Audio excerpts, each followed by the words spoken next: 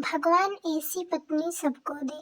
सुबह लेट उठा इसलिए ऑफिस जाने के लिए देर होने लगी। मैंने बाथरूम में घुसते हुए पत्नी को आवाज लगाई कि वह मेरे कपड़े तैयार रखे। मैंने बाथरूम में ज्यादा समय नहीं लगाया और जल्दी से नहाने के बाद बाहर आ गया। मैंने अपने बिस्तर पर देखा तो वहाँ कपड़े नदारद थे। मैंने गुस्से के स्वर में फिर से पत्नी को आवाज लगाई। शायद वह किचन में थी, मेरे लिए खाना तैयार कर रही होगी, इसलिए उसको मेरी आवाज सुनाई नहीं पड़ी, या फिर कुकर की उठती तेज सीटी से मेरी आवाज दब गई होगी। इस बार मैंने गुस्से के साथ और तेज आवाज लगाई, लेकिन किचन में बड़ा प्यारा सा रिप्लाई आई। मेरा गुस्सा अपने चरम पर था। मुझे ऑफिस के लिए लेट हो रहा था। मैं अंदर से बुरी तरह झल्लाया हुआ था। थात भी पत्नी कमरे में आ रही जाती और वह धीरे अलमारी की तरफ बढ़ी जाती। मेरे मन में सवाल आया कि क्या वह उसने मेरी आवाज सुना कि नहीं, या फिर सुनकर अनसुना कर दिया था। फिलहाल जो कुछ भी हो, वह मेरी तरफ देखते हुए कपड़े बिस्तर पर रख देती है और वहां से जाने को होती है। अचानक से वह ऑफिस आती है और मुझसे बोली, अगर मैं तुम्हें किसी के साथ डिनर व फिल्म देखने के लिए बाहर जाने को कहूँ तो तुम क्या कहोगे? उसने पूछा। का अंदाज थोड़ा अलग था। मैंने समझ नहीं पा रहा था कि आखिर वह किसकी बात कर रही है। क्यों? शायद मैं जवाब देने के लिए तैयार था। मैं बोला, मैं समझूंगा कि अब तो मुझसे प्यार नहीं। शायद उसने गुस्सा अथवा प्यार में मेरी तरफ देखा, लेकिन फिर अगले ही पल अपने होठों पर हल्की सी आती हुई मुस्कान अपने दबाते हुए, आपसे प्यार करती हूँ, लेकिन ये औरत भी अब आपसे बेपनाह प्यार करती है, शायद मुझसे भी ज्यादा, और आपके साथ कुछ समय बिताना चाहती है। मुझे पत्नी से मुंह से इस सवाल की उम्मीद नहीं थी। मेरे मन में एक सेकंड के सहम में हजारों सवाल ऊपर नीचे होने लगे। आखिर किस औरत की बात कर रही है और किससे मिलवाना चाहती? ऐसे हजारों सवाल के साथ मेरा मन मुझे घेर रहा था। आखिर मैंने पूछ ही लिया कि किसकी बात कर रही हो। पत्नी ने बिना कुछ बोले एक तस्वीर की तरफ इशारा कर दिया।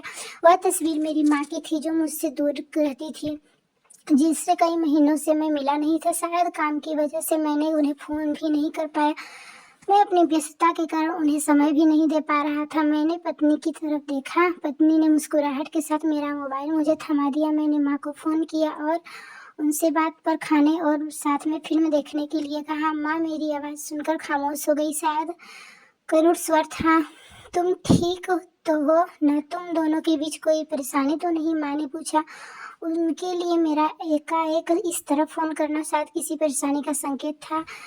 नहीं, कोई परेशानी नहीं, बस मैंने सोचा था कि आपके साथ बाहर जाना एक सुखद एहसास होगा। मैंने जवाब दिया और कहा, बस हम दोनों ही चलेंगे। उन्होंने इस बारे में एक पल के लिए सोचा और फिर कहा, ठीक है। शुक्रवार की शाम को जब मैं उनके घर पहुंचा तो वह मेरा इंतजार कर रही थी। मुझे देखकर उनका चेहरा खुशी से चमका उठा। मैंने वर्षों से खोई हुई कोई दौलत अकस्मात उन्हें मिल गई हो। मैंने माँ के पैर छुए और उन्हें गाड़ी की तरफ ले जाने लगा। वह बार बार मेरी तरफ देखकर हल्के हल्के मुस्कुरा कर गाड़ी की तरफ बढ़ रही थी।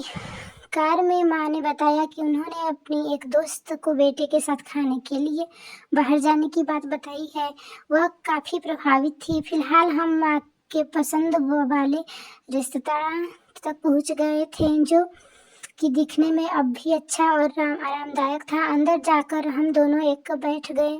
मैंने पास रखे मेनू को उठाया और पढ़ने लगा। एकाएक मेरी निगाह माँ पर पड़ी। वह अभी भी मुझे देख रही थी, लेकिन इस बार वह मुस्कान गायब थी।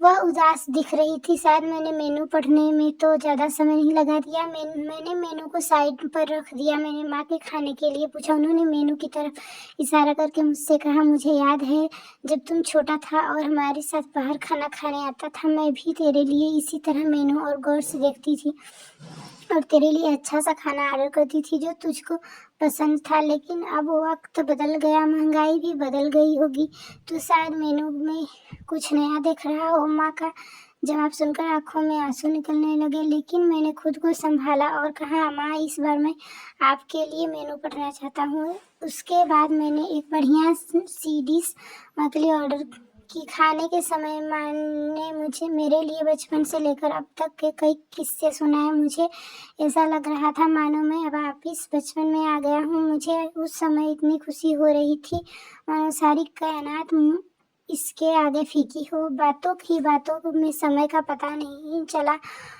मैं माँ के साथ थोड़ा और वक्त बिताना चाहता था, लेकिन अंधेरा हो चुका था और माँ को उनके घर छोड़ मुझे ऑफिस अपने घर भी जाना था। इन शब्दों का मतलब बाद में समझ आया, लेकिन फिलहाल मैं माँ से विदाई लेने का माँ ने एक उम्मीद के साथ मेरे तरफ देखा और कहा कि अगली बार मैं उन्हें बिल का पेमेंट करने दूँ तो मेरे लिए साथ दोबारा डिनर के लिए आना चाहेगी। मैंने मुस्कुराहट के साथ माँ से कहा, माँ जब आप चाहो। और बिल पेमेंट कौन करता है, इससे क्या फ़र्क पड़ता है। माँ ने मेरी तरफ देखा और मुस्कुराहट के साथ कहा कि फ़र्क पड़ता है, और अगली बार बिल वही पे करेंगी। इसके बाद मैंने विदाई ली और अपने घर की तरफ चल दिया। घर पहुँच कर देखा तो पत्नी मेरा इंतज़ार कर रही थी। उसने पूछा, कैसा रहा आज का दिन? बहुत बढ़िया, जैसा सोचा था उससे कई ज़्यादा बढ़िया, मैंने जवाब दिया। इसके कुछ दिनों बाद अचानक मुझे माँ के देहांत की सूचना मिली। उन्हें दिल का दौरा पड़ा था। यह इतना अचानक से हुआ कि मैं कुछ समझ नहीं पा रहा था। मैंने माँ के लिए कुछ भी तो नहीं किया था। मैं ऑफिस उनके साथ समय बिताना चाहता था, लेकिन अफसोस अपने व्यस्त समय की वजह से मैं माँ के लिए समय नहीं निकाल पाया। लेकिन अब पछताए होता क्या, जब माँ की तब समय नहीं, और अब जब माँ नहीं तो पछतावा और अफसोस। माँ की मौत के बाद मुझे एक लिफाफा मिला। उस लिफाफे में उसी रेस्तरां की एडवांस पेमेंट की रसीद के साथ माँ एक खत था, जिसमें माँ ने मुझे लिखा था, मेरे बेटे, मुझे पता नहीं कि मैं तुम्हारे साथ दोबारा डिनर पर जा पाऊंगी या नहीं, इसलिए मैंने दोनों लोगों के खाने की अनुमति बिल का एडवांस पेमेंट कर दिया है। अगर मैं नहीं जा पाऊँ तो तुम अपनी पत्नी के साथ भोजन करने जरूर जाना। उस रात तुमने कहा था ना कि क्या फ़र्क पड़ता है, मुझ जैसी अकेली रहने वाली बूढ़ी औरत को फ़र्क पड़ता है। तुम नहीं जानते, उस रात तुम्हारे साथ बीता हर पल मेरे जीवन में के सबसे बेहतरीन समय में एक था। भगवान तुम्हें सदा खुश रखे। तुम्हारी माँ। इंसान को दुख अपने को खाने के बाद होता है। अगर समय रहते समय अफसोस हो जाए तो जीवन में छोटी छोटी बातों से भी परिवार में खुशियाँ बांटी जा सकती है, और माता पिता तो जीवन की सबसे अनमोल धरोहर है। आपको यह कहानी कैसी लगी हमें कमेंट बॉक्स में करके ज़रूर बताएं।